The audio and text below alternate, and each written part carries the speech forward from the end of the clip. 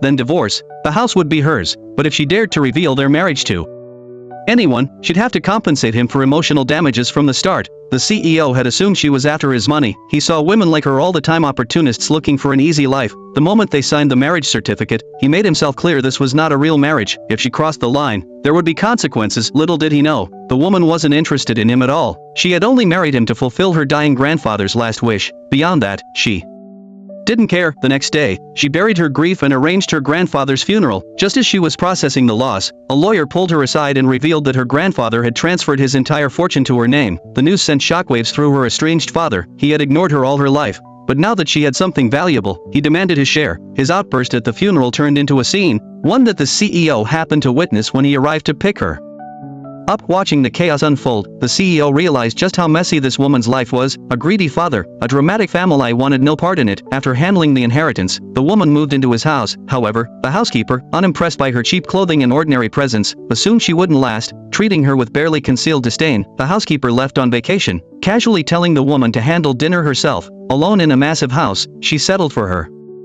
favorite snail noodles, only for the CEO to walk in unexpectedly. Caught off guard, she shoved the bowl aside. Without hesitation, the CEO placed the marriage contract in front of her. The message was simple: they would go their separate ways in 3 months. Reading the document, her anger simmered. She wasn't after his wealth, she didn't need it. Her inheritance was more than enough for a lifetime of comfort. Without arguing, she signed the contract. 3 months would pass in a blink. The peace didn't last long. One morning, just as she was leaving for work, her father appeared at the doorstep again. This time, he demanded everything, every last penny of her grandfather's estate. But she wasn't the same helpless girl he had abandoned years ago. She refused. Furious, he raised his hand to strike her, but a colleague arrived just in time, stopping him in his tracks. Embarrassed, her father backed down, but the greed in his eyes hadn't faded. Later, egged on by his new wife and stepdaughter, her father took things a step further, sent thugs after her, but he had made a critical miscalculation. His daughter wasn't defenseless, a black belt in Taekwondo. She had the thugs begging for mercy within minutes. Unfortunately for her, the CEO happened to witness the entire scene. His friend, watching in amusement, was intrigued. "She's interesting, I should get her number," he remarked. The CEO's jaw tightened. Without hesitation, he shut his friend down. "She's not your type."